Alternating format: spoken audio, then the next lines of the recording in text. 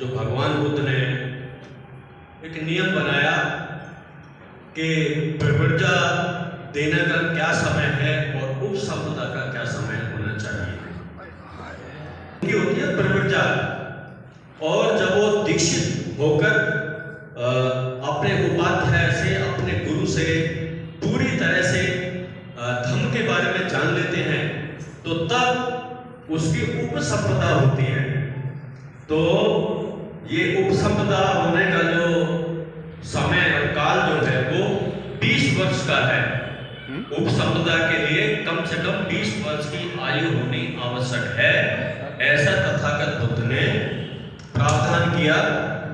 जैसा कि आप जानते हैं कि हमारे जो बौद्ध धर्म का जो साहित्य है या सार है वो 3 भागों में विभक्त है, जिसमें पहला, सबसे पहला यही है विनय पिटक। विनय पिटक के बाद है शुद्ध पिटक, और शुद्ध पिटक के बाद में अभिधम्म पिटक। यानी कि 3 ये पिटारे हैं, 3 हिस्से हैं धम्म के, विनय पिटक, शुद्ध पिटक और अभिधम्म पिटक। तो इसमें विनय पिटक में भगवान बुद्ध ने भिक्षुओं के लिए 227 नियम बनाए और भिक्षुणियों के लिए 311 नियम बनाए हुए हैं।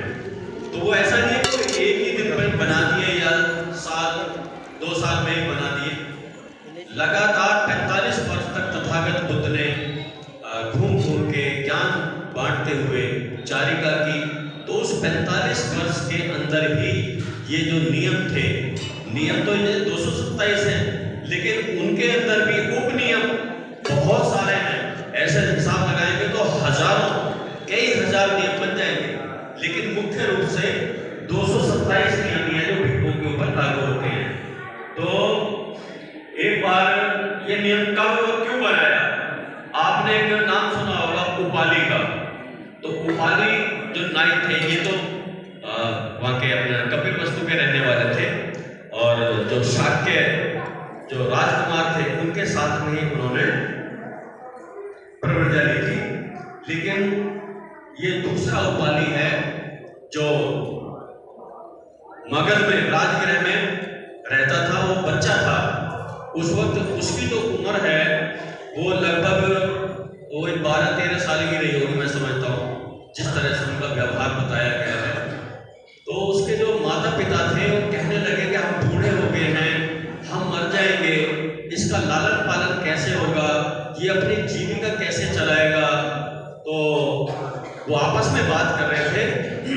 उनकी बातों को वो जो उपाली था वो उनको दिखाई नहीं दे रहा था, लेकिन वो उनकी बातें सुन रहा था। तो उनके मन में कई विचार आए कि हमको लेखाकार बना दें, तो इसकी जीविका चलती रहेगी और हमारे मरने के बाद भी ये अपना जीविका चलाता रहेगा। फिर उन्होंने सोचा लेखाकार बनाएंगे तो इसकी उंगलियां दर्द करने लग जाएंगी। फिर सराफे का काम सोचा और कई इस तरह के काम उन्होंने सोचे, लेकिन उस सभी में उनको परेशानी, विघ्न नजर आया कि ये कर नहीं पाएगा, इसको कष्ट होगा।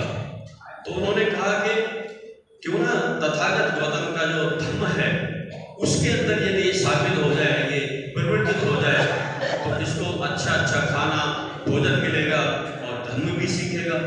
तो उस बच्चे ने अपने माँ बाप की सारी बात सुनी, और उसके 17 दोस्त थे, हम उम्र थे, वो भी 12 साल, 13 साल, 14 साल, 10 साल ऐसे ही थे। तो उनके सबके पास में जा जाकर वो इकट्ठा करके उसने ये बात रखी कि मैं धर्मों में प्रवर्तित हो रहा हूँ, यदि आप चाहें तो आप भी शामिल हो जाएं। वो 17 के 17 बच्चे सब राजी हो गए कि हाँ, हम धर्म में शामिल होंगे, और उनके परिवार वालों के पास सब जा जाके सबने उनसे अनुमति ले ली कि ठीक है, यदि आप इसमें खुश हैं तो आप जाइए और प्रवृत्ति ले लीजिए। तो तथागत के धर्म में कुछ भिक्षु थे, तथागत ने प्रवृत्ति ली थी कि उनको, कुछ भिक्षु थे, सीनियर भिक्षु हो गए या जूनियर हो गए, उनके पास गए और जाके उन्होंने प्रवृत्ति ले ली। तो प्रवृत्ति लेने के बाद में, चूंकि वो बच्चे थे, बच्चों को भूख बहुत जल्दी लगती है, तो रात में सोते हुए कभी भी रात में उठ के रोने लग जाते थे, हमें जवाब चाहिए, हमें भात चाहिए, हमें खाना चाहिए, और उन्हें रोते रहते थे।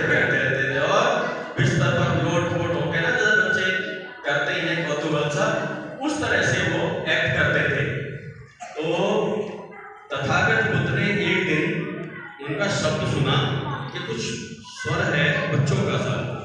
उन्होंने जो उनके परिचारक थे आनंद, उनको बुलाया कि आनंद, ये कुछ बच्चों की आवाज आ रही है, शब्द सुनाई दे रहे हैं कि हाँ तथागत निश्चित रूप से बच्चे ही हैं, उनको परिवर्जित किया गया है।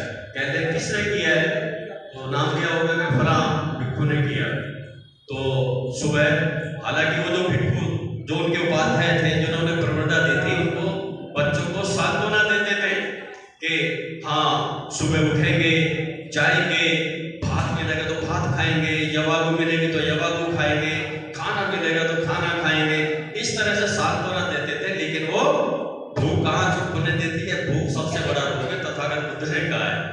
तो तथागत बुद्ध ने आनंद से पूछा, ये वार्तालाप जो था, तो उन्होंने उन भिक्षुओं को बुलाया जिन्होंने प्रवृत्ता दी थी।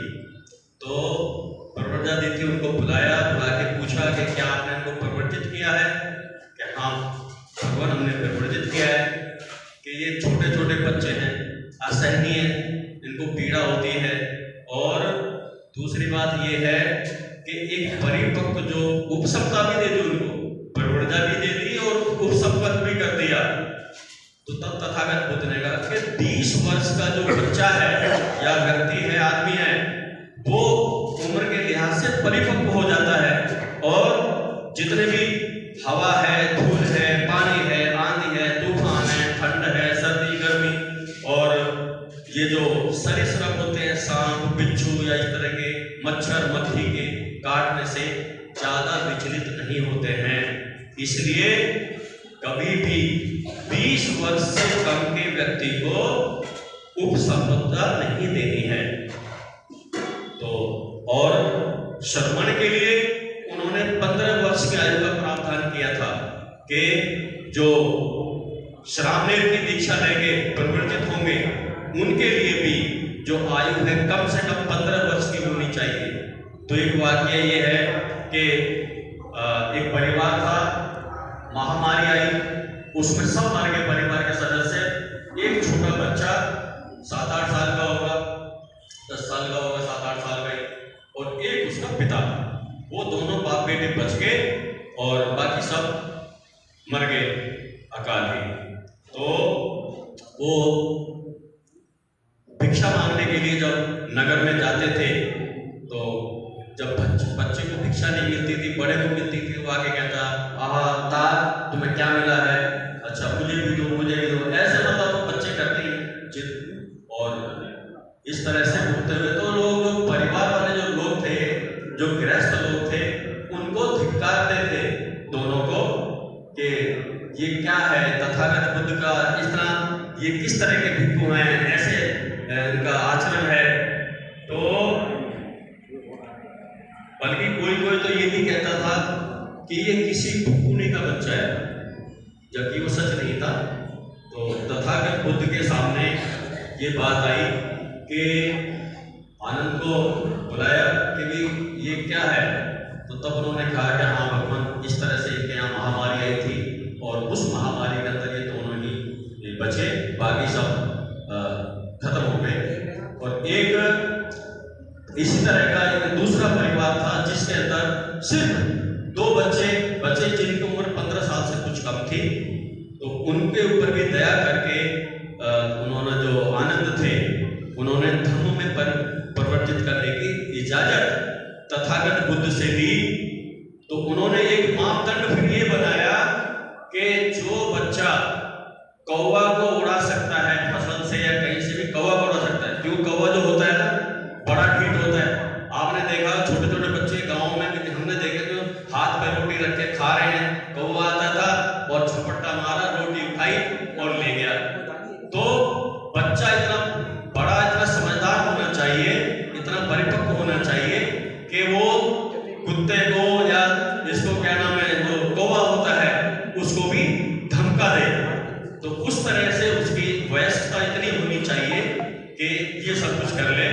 तब तथागत बुद्ध ने उसमें थोड़ा सा परिवर्तन करके 15 वर्ष से, कि यदि इस तरह का बच्चा है कि जो कौवे को भी उड़ा सकता है, तो उसको भी प्रवर्जा दे दी जाए। तो विनय पिटक जो है, ये बहुत ही महत्वपूर्ण महत्वपूर्ण है। और मैं आप सभी से कहूंगा कि सम्यक प्रकाशन में आज विपुलता है बौद्ध धर्म ग्रंथों की, आप वहां से खरीदें। तो उसमें अंगुत्तर निकाय, मध्यम निकाय, दीघ निकाय, संयुक्त निकाय, ये 4-5 निकाय हैं, इनको खरीदें। और धम्मपद और भगवान बुद्ध का धम्म, ये तो आप निश्चित ही अपने घर में रखें। विनय पिटक है, इसको भी पढ़ें। अभिधम्म पिटक की भी बहुत ज्यादा किताबें नहीं है, लेकिन जो भी उपलब्ध हैं उनको लेके कभी सुबह शाम जैसे सोते हैं, उठते हैं, सुबह जल्दी उठ के तो कभी पढ़ लिया। तो इस तरह से यदि आप पढ़ेंगे, अध्ययन करेंगे, तो निश्चित रूप से आपको जानकारी भी बढ़ेगी और उसका लाभ भी होगा। उसको आप अपने अंदर हृदयस्थ करेंगे। ये पाली का शब्द है हृदयस्थ करना, और संस्कृत का शब्द है आत्मसात करना। तो ये दोनों का